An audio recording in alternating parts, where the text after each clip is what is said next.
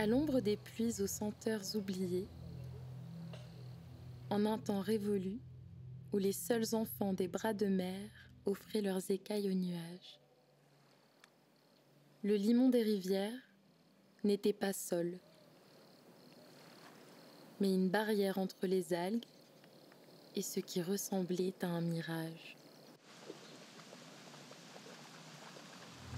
Des corps bruns, saillant sur la berge, dont le crâne explosait dans de longs cheveux verts.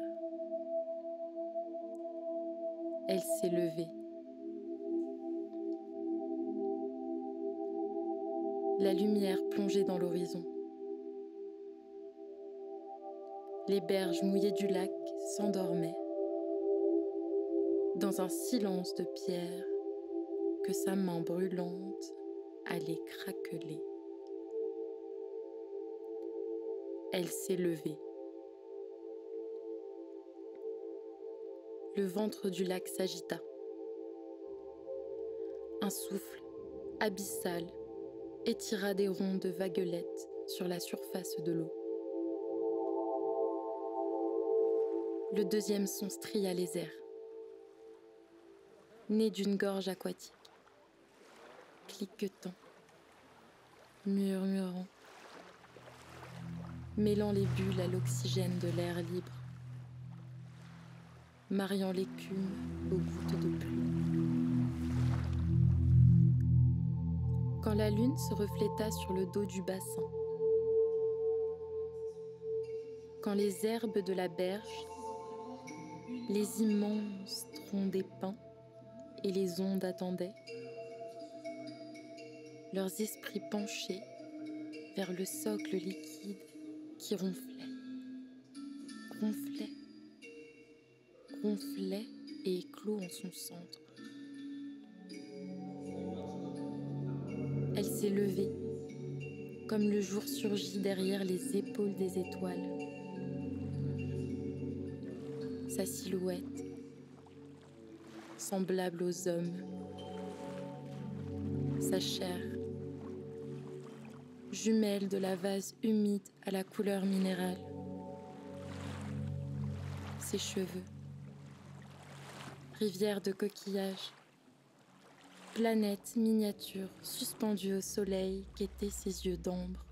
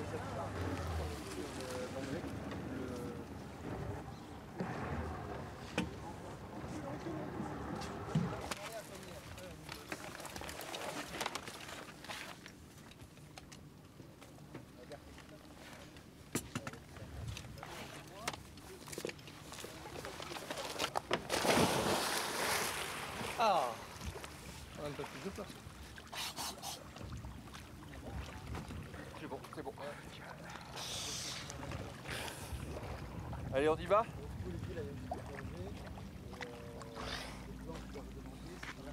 Attends, je vais te filmer. Je crois, non? Eagles de près. Eagles de près.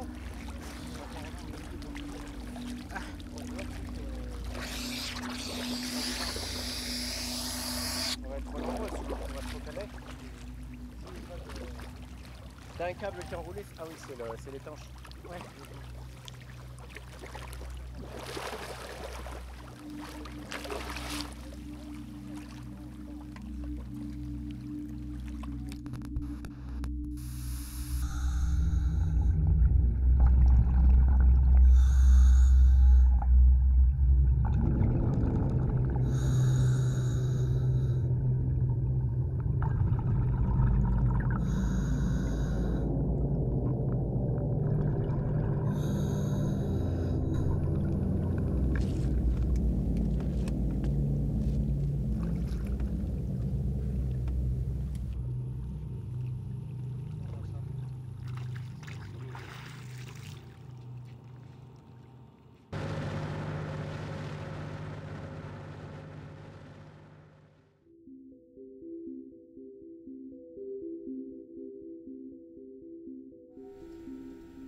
Ah, Anaïs, elle téléphone à 11h. Ok. Et comme il y a un chapitre où ils mettent dehors, j'ai rajouté le lever de son drame et... 1968. Voilà. C'est lequel qui est bon? Le directeur? Celui du bas.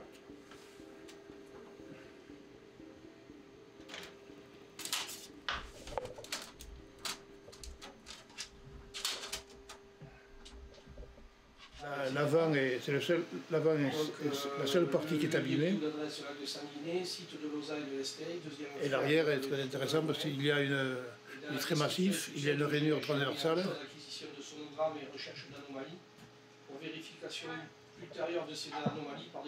Alors là, les images sont bonnes parce qu'on l'a déplacé pour étudier. Parce que lorsqu'on a étudié, on ne pouvait pas l'étudier en place, elle était très enfoncée dans la base. Et comme on ne travaillait que le samedi, d'un samedi sur l'autre, le sédiment revenait, et donc c'était impossible. Donc on les a déplacés, on les a amenés sur des hauts fonds de 400 mètres, et là, on pouvait les étudier facilement.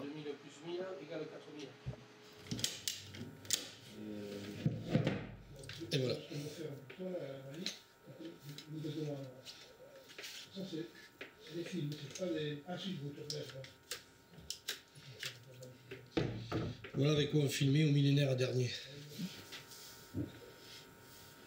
Le local est aussi un dépôt de fouilles, c'est-à-dire qu'une partie du mobilier archéologique qui a été sorti de l'eau doit être entreposée dans certaines conditions. Donc on nous a donné quelques paramètres à appliquer et à surveiller. Donc voilà. Et ça fait un peu plus de 30 ans que je fais partie de ce groupe. Normalement j'étais mécanicien aéronautique et puis là maintenant, mais je ne veux pas me cataloguer comme archéologue, mais au moment où on dit qu'il y a des pharaons en Égypte, en même temps il y avait des landais dans les Landes à la même époque, donc j'en ai marre qu'on parle des pharaons et j'aimerais bien qu'on parle un peu plus des landais.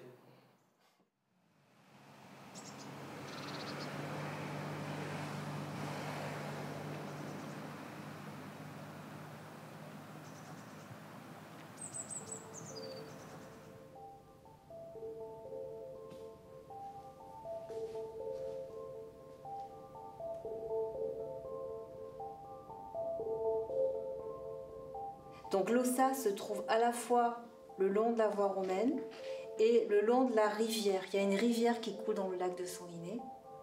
Et jadis, cette rivière s'écoulait dans l'océan.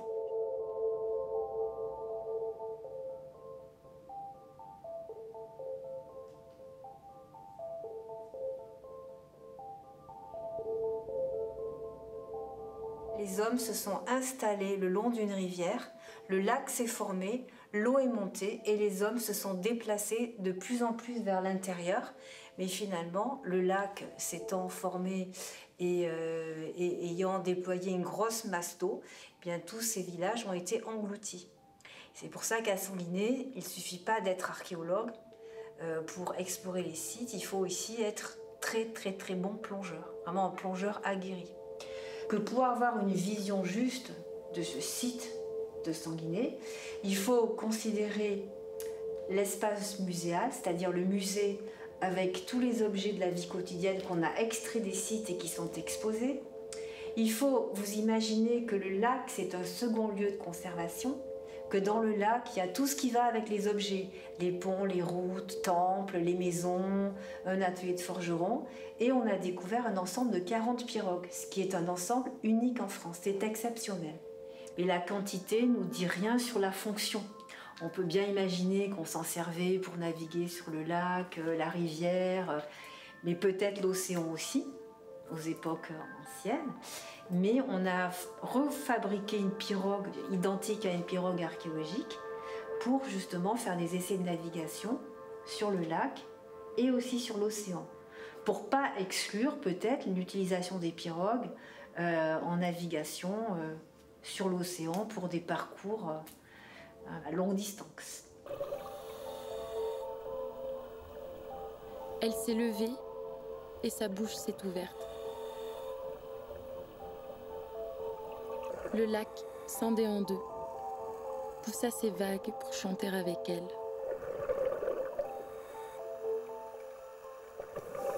Sa voix s'engouffra dans les crevasses que les couteaux avaient creusées dans le sable. Dans les cavités du corps des pins.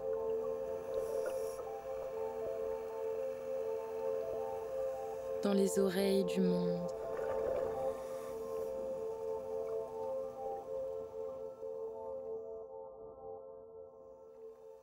Je m'appelle Anaïs Di Meglio, j'ai 31 ans et je suis archéologue subaquatique et sous-marin. Et je travaille pour le DRAS, donc le département des recherches archéologiques subaquatiques et sous-marines du ministère de la Culture. Le CRES, eux, ce sont des plongeurs bénévoles qui ont appris l'archéologie sur le tas en fait. Et c'est eux qui ont découvert depuis 50 ans tous les vestiges qu'il y a dans le lac. Ils ont une connaissance incomparable du lac, ils connaissent aussi les locaux, c'est vraiment leur fief. C'est vraiment devenu l'endroit où j'ai envie de faire ma carrière un peu de chercheuse et de... C'est un lac qui a tellement de choses à nous dire que j'ai envie de rester ici. Je pense qu'on a tous cet attachement à l'eau et c'est vrai que plonger, on adore ça. C'est un peu, je pense que pour tout le monde, pour tous les archéologues plongeurs, c'était une passion qui est devenue une façon de faire notre métier. Une fois que je suis sous l'eau et que je travaille, j'y pense même plus que je suis en train de plonger en fait. Je fais juste mon taf comme je le ferais sur Terre, avec un peu plus de préparation et un peu plus de temps le soir après pour finir la journée, mais voilà. J'appartiens à une génération où c'est pas comme avant, où l'archéologie c'est vraiment moi j'ai trouvé ça, moi j'ai fait ça, en tout cas moi je le vois pas comme ça.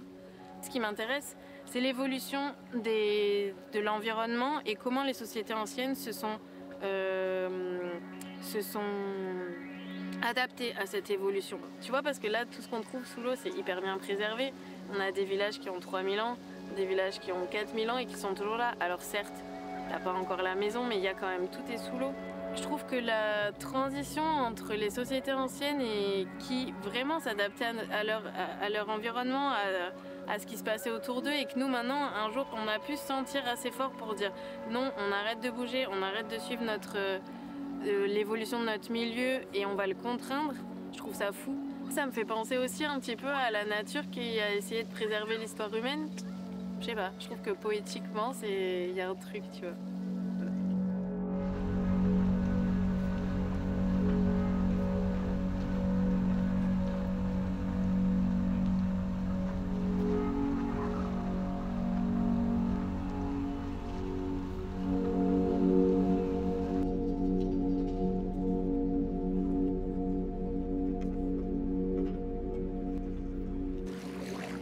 Elle a marché,